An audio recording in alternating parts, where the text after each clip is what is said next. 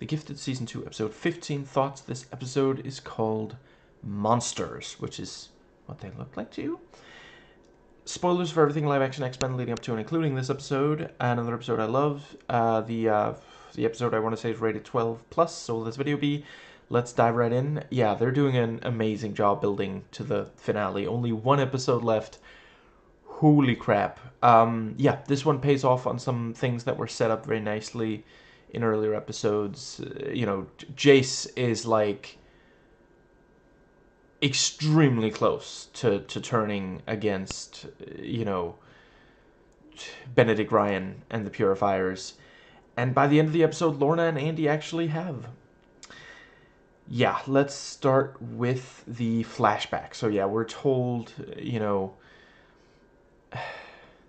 See, now, I'm really not sure exactly what to call her. I guess...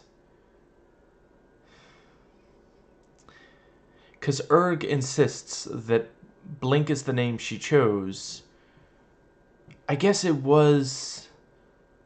Yeah, by the end there, she was saying she wanted to return.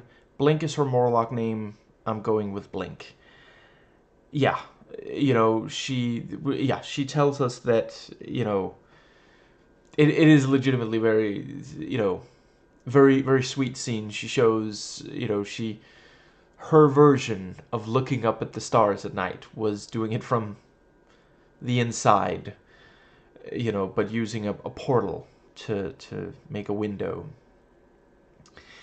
And let's see, yeah, she says that sometimes she thought about teleporting to nowhere,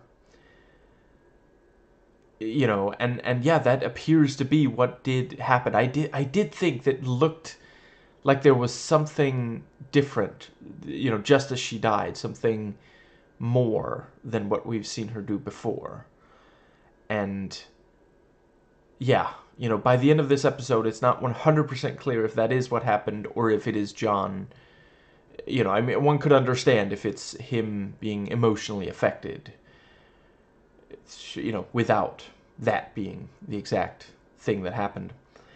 Now, yeah, over the course of the episode, he's really struggling, you know, and yeah, you know, he blames Erg, and, you know, just as we think, oh, you know, by now he's learned his lesson, you know, don't punch Erg with your super strength, but then he still does. He was psyching him out, I guess, and so was the show. But I do really appreciate, you know, Erg is about to fire back, but the girl stops him. You know, there's a lot of times throughout history where violence was stopped by someone innocent intervening. And let's see. I mean, it is essentially the nature of war protest movements. You know, reminding people of their humanity, which, you know, it is, you know, one has to abandon humanity if one wants to engage in certainly long-term violence. And yeah, yeah, it's you know, it's somewhat more animalistic, the kind of violence we saw them engage in here. Now, let's see, and yeah, to be clear, yeah, if I didn't make that clear, I'm saying violence should only ever be an absolute last resort. I like seeing it in fiction. I think in real life we should avoid it as much as at all possible. Now, let's see.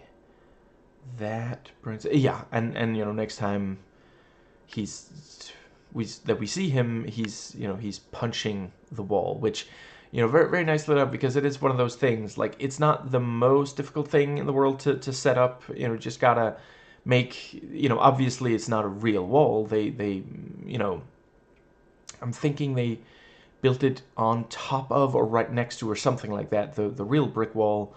And yeah, they made something that looks like bricks. You know, keep in mind, like, you can make, like... Ah, crap, I can't believe I'm blanking on the word, but yeah, it's a styrofoam. You can make styrofoam look like bricks if you have the right, like, paint and such, you know. So yeah, he's punching, styrofoam, and it's releasing other styrofoam. And because the acting and the sound design and such, it feels like we're watching someone punch a wall so hard that, some of the bricks fall off. And without breaking his hand. And let's see, yeah, Reed and Marcos spot him there, and is like, what is he doing? Well, I think he's saying, F you to the wall. Do you think he's a joke? And let's see, then we have the, yeah. There was a second there where I thought that that Marcos was like also losing control of himself, but no, he was just like snapping John out of it by using his powers, to basically, like, not quite like, yeah, messing with his eyes a little with the powers, basically. And yeah, he spends some of the episode just like despairing, sitting on the couch. I really appreciate that later, Marcos says, so what if you can't track? The storm that's about to hit us isn't going to be difficult to find, that, yeah. And yeah, the very end of the episode where, the rest of the Mutant Underground at this point, the highest ups in the Mutant Underground all come onto the, as he's standing there sharpening the axe.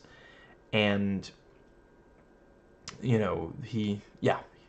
Andy comes in, and, you get the little look that's like, good to have you back kind of thing. And Lorna, shows up and walks up and, offers her hand. And I've read enough scripts that I would guess that the way it was written in the script was, Lorna offers her hand offers to shake John's hand, but he doesn't take it. He hugs her instead, or something like that, But yeah, that was a great little moment, because yeah, for like maybe a second there, wasn't quite clear, because it's not, she has done some really awful things in the last 6 months, so, but yeah, and they do a classic pose as one of the last shots of the episode that really felt like, you could tell some of the people working on this absolutely love comic books and really want to, recreate some of these, what's the word, like, yeah, the way some of these iconic images, I mean, some of the characters here are unique to the show, so it's not an exact, but it feels like the kind of thing you'd find near the end of a comic book, or near the start. Yeah, I suppose this is a decent time to, yeah, let's go over the various, yeah. So over the course of the episode, Lorna is, trying to convince Andy, and does end up succeeding. Yeah, and like it looked like she was ready to leave, and then sees him there and decides she has to try to reach out to him. I really loved how over the course of this episode, let's see, I guess it is only two, but two, it's starting to be a pattern. Different characters tell Lorna that they're doing this because of her, or they know that they can trust her. These sorts of things, so yeah, that really, they're trying to be like encouraging, but that's not how she takes it, like, yeah, Andy's like, no, I actually joined the inner circle because of what you did with the plane, I suppose arguably one could say that one girl deserves the credit, one girl deserves the blame, and Lorna Dane, daughter of Magneto, is her name. And let's see, yeah, and the thing with, it leaves scars. I guess I'm gonna have a few scars then. Yeah. And let's see, yeah, later she does, like, we don't see all of it, and again, I appreciate the economical storytelling because it's not necessary. The important thing is, what does he do after she tells him all these, because, like, by the time she's, calling Reed and handing the phone to Andy, like, Andy doesn't react like, how are you in contact with them? No, it's like, at this point he knows she told him off screen, I've been working towards defecting for a little while, and I think you should join me, because the important thing is the phone call, the exact, because we can deduce, okay, so he was at least slightly receptive to the idea, or he would have, like, attacked her or turned her in or something. So yeah, and it was a perfect phone call. Andy did nothing wrong. I don't think they should have impeached him. And oh god, someone's gonna actually think I'm being sarcastic. Obviously, yeah. Not only am I glad they impeached Trump, it's ridiculous that it didn't prevent him from running a second time, or the third. Yeah, a second and third time. Holy crap. Anyway, yes, so yeah, and this thing of, yeah, he's still thinking about that look, and it is this thing, like, it can be difficult to overcome if you've seen, one of your parents, or someone really close to you. But at the end of the day, like, with parents, it is a special, and I'm not just saying, like, birth parents. If you have it with your adoptive parents, then that's just as valid. And found family in general. But yeah, let's see. Yeah, it's difficult to overlook a look that, perhaps was caused by the overlook. But yeah, Reed keeps telling him, no, it's, yeah, and even tells him about, killing Ted. And, meanwhile, Caitlin's standing there like, Reed, what did we talk about just last episode? You're supposed to tell me these things, And yeah, during the phone call, Andy says, I just wanted you to know why I can't come back. But by the end, he does come back. He just needed time, and I really appreciate, I can imagine, some might say, oh, it's like, it's written that way specifically so they can draw out so that he only returns by the end of the episode, kind of thing. Maybe, an argument could be made, but I think it works, and I think, it is important. Sometimes people do just need time. Now, let's see, what was the other thing that I wanted to say? I suppose that covers Lorna, I think. Yeah, I appreciate when, right, yes, a couple of things more about Lorna, when they go into the sewers, and, afterwards she's asking Esme, what are you gonna do? And, yeah, points out, do you really not have a problem with mind controlling everyone to agree with our cause? And that thing about, telling Andy there were, mutants living down in the sewers, and they're gone because of Reba, and, tells him about seeing Benedict and Reva together, and I really appreciate that they don't drag that out for forever, because, yeah, like, there's a lot of trust between Andy and Lorna at this point.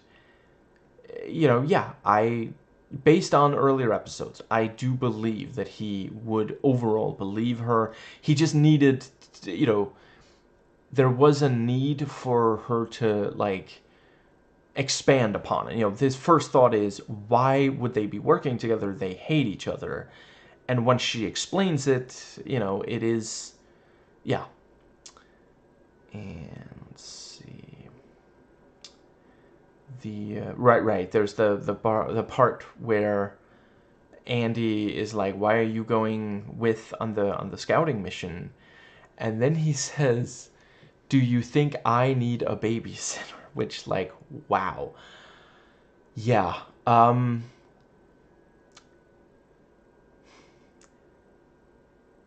Some of us, I'm not saying every single individual one, but some of us white cishet men really got to get better at not thinking that everything is about us, that the universe does not revolve around us, but yeah, it's work in progress. I'm trying to do better. I'm definitely better now than I was when I was a teenager, but and that is also part of it. Andy is a teenager now.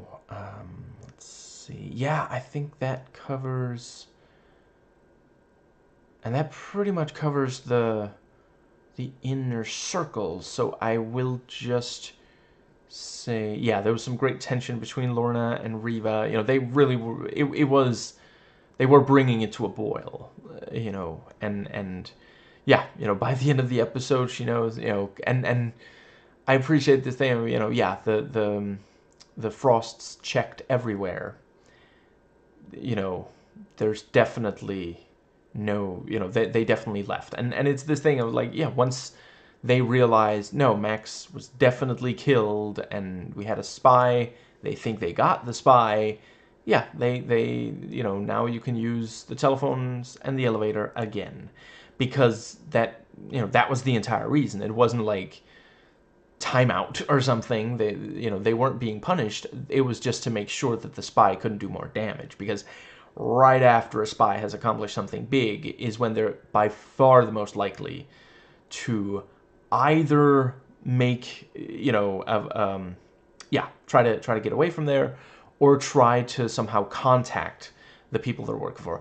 Not every single time. It's not going to happen every single time, but if especially if they're worried about being caught is when the yeah. Now I think that pretty much, yeah, but there's a little bit of discussion, and the other two of the three triplets say, well, Esme was the one who really who let Lorna defect, and Reva just like turns her like, are they being for real right now? Is that true?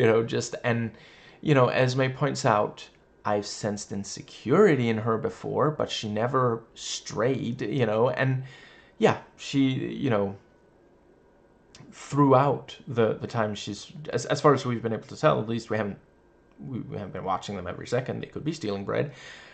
It seems like Lorna has had, some second thoughts throughout. That doesn't always mean that she's not going to do the thing. And yeah, but yeah, Riva says they were mostly symbolic, so the plan hasn't changed. And yeah, uniting mutants under two powerful mutant families, and then she says they're going to have to take them out.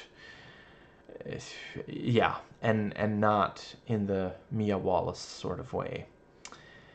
Yeah, holy crap. I can hardly wait, and I'm glad I'm not going to have to wait for very long. It'll be one of the next couple of days that I do the finale. Yes, so that covers that. I guess that pretty much just leaves the remaining Struckers and the Purifiers. I think that's everything. Yeah, so yeah, Purifiers, yeah, I really appreciate Jace. He found the bear, and he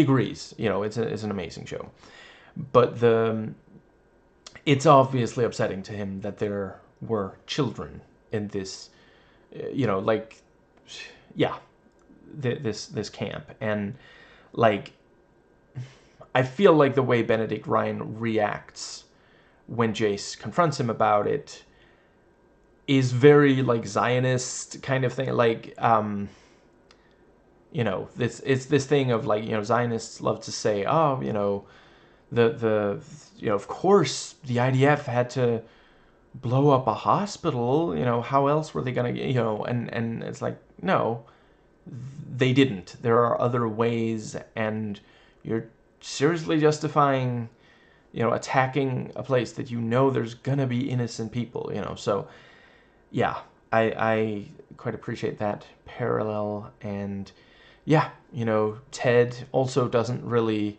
receptive to it as, yeah. And let's see,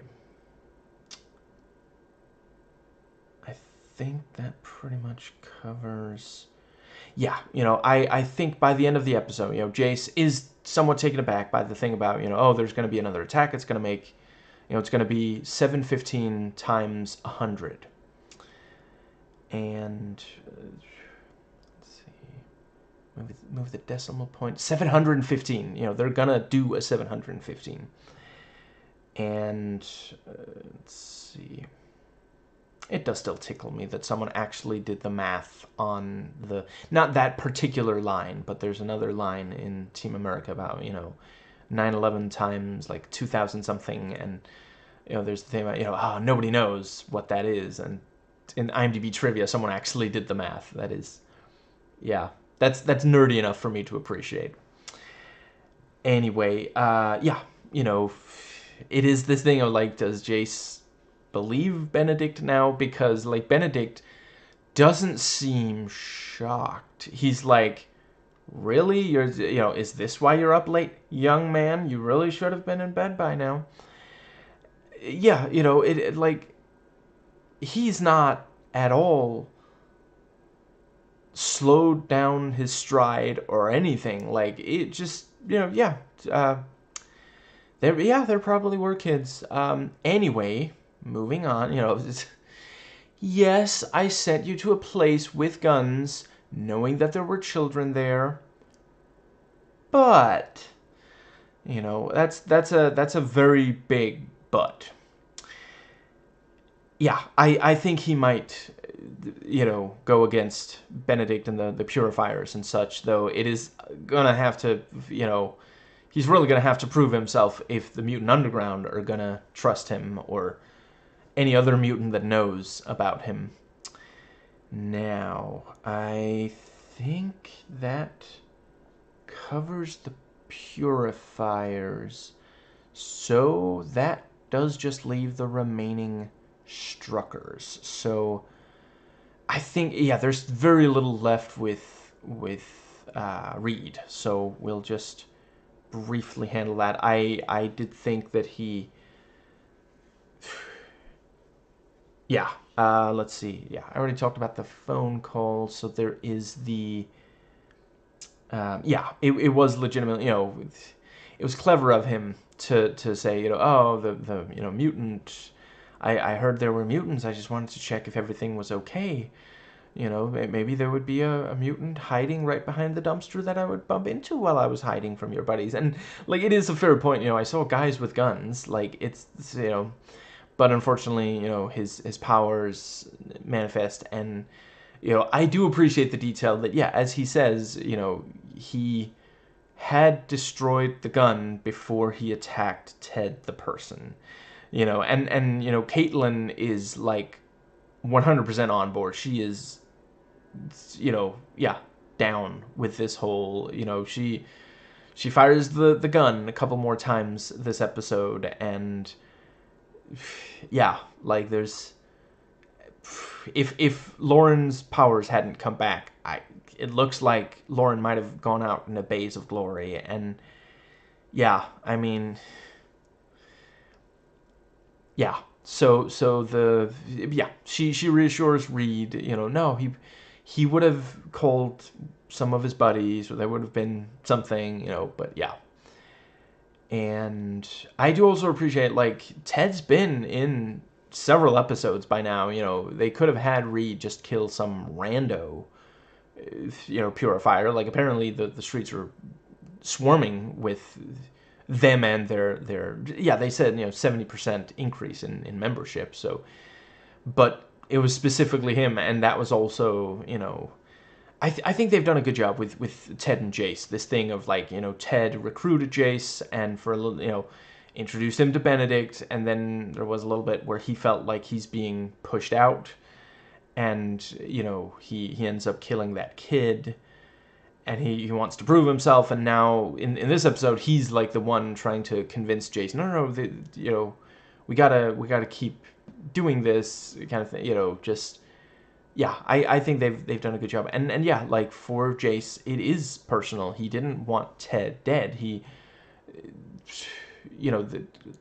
just like he didn't want Uma Thurman to kill Bill. He grew a conscience. His heart grew 3 sizes. But yeah, he would have liked to be able to talk Ted out of this whole thing. Now, I think that covers Reed entirely. Yes, right. I think yes, I'm going to move on to the others and dip. Obviously, I do want to talk about the part where he is fundamental in getting his wife and daughter out of the but before that, I do want to just get into the remaining Struckers. As Spock might say, the women. So yeah, they start the episode driving away, and yeah, the cops are not that far behind because they knew that there would be something in that area, and it's not like they rendered all those cop cars immobile. They got a little bit of a head start, and if they took some creative routes, maybe they could hide where they were for a little bit, but it's just a matter of time, especially once they're gonna radio it in and give an exact description of it, say where they saw it last. The entire city is looking for mutants, so yeah. Perhaps not the entire city, but certainly this was not the only place that they were looking for mutants. But yeah, let's see, we have what was the other thing? That's right on the tip of my tongue. Yeah, they get to the parking garage, and yeah, they're hearing cop cars off in the distance, and Caitlin suggests they all split up. And not long after, Lauren is like, "You knew, didn't you, that they would end up, the cops would catch up to them, and they might not even just arrest. Like even that would be, plenty enough, because these are the Morlocks who couldn't fight. But it's not just that. It actually, some of them might have been shot by these cops." And, Caitlin's like, "I didn't know how to tell you." But yeah, ultimately Lauren does agree to keep going. It also, their sacrifice can't be in vain, even if it wasn't intentional on their part. If it was Caitlin sacrificing them rather. And yeah, they get into the building, but the cops surround the place. A couple of gunshots slow them down a little, but yeah, and Lauren does manage to get her powers back and her groove. She requisitioned that one back, and she's about to actually, yeah, she does briefly uses the shield, which is very clever because yeah, once the smoke is back by the cops, that's not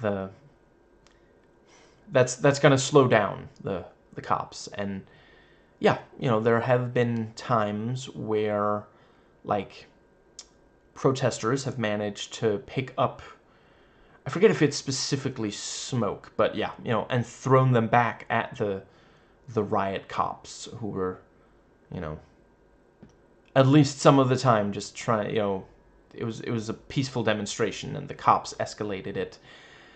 And yeah, like at that point, the again, I don't like violence in real life, but the yeah, if you're gonna try to disrupt a peaceful protest, and it ends up with you, you know, getting smoke blown in your face, that's not it's not like it's like lethal or something. It's just uncomfortable. I don't speak from experience, but I have read about smoke grenades are, yeah, there's other stuff that could be worse. Anyway, yeah, and yeah, Reed breaks down.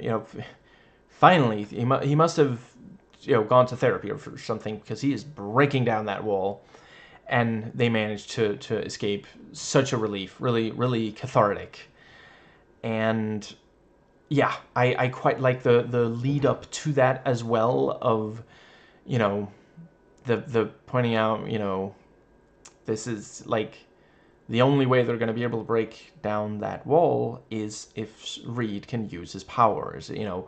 Like Marco's with the light powers. Like, I forget, but I think there is a thing about that brick walls. It's a little bit more difficult, because like we know it didn't use it to weld in an earlier episode, but that's not actually, yeah, I'm not. I realize welding is not quite the same as like cutting through an actual wall. Welding is manipulating the metal that you're, but yeah, being able to do something like welding is not the same as being able to break down a brick wall. If it was wood, maybe even metal, but brick is thicker. And again, I'm not speaking from experience, but yeah, I suppose they could have brought John, but they wanted it to be Reed's moment. And at that point in the episode, John and the others did not have the most faith in John's ability to fight right. Yeah.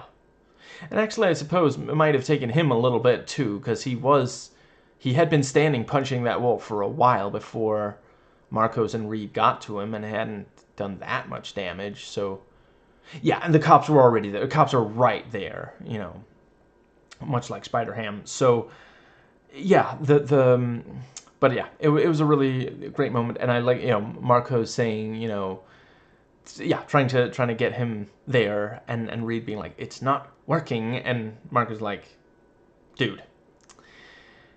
And let's see, I think that just about right. And the thing with the Marcos uses his light control powers to hide the two of them in the shadows. And Marcos points out, I can't, they're gonna notice if a shadow moves in through a window, so the only way is to break down the wall.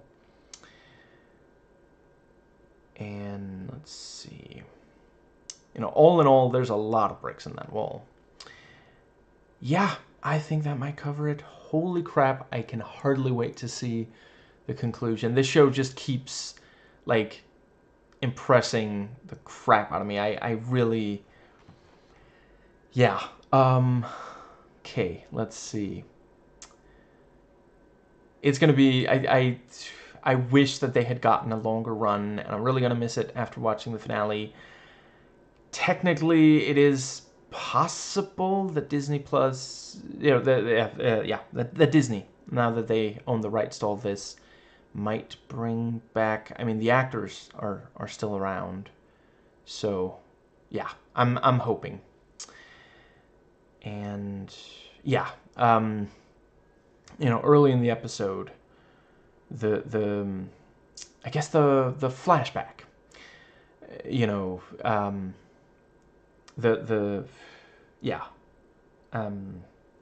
Blink talks about, I've definitely made some mistakes in my life, done some terrible things. And I appreciate that this is like, it's important to admit if you've done something wrong and try to make amends. But personally, I don't think that the Sin City 2 was quite as bad as a lot of people seem to think.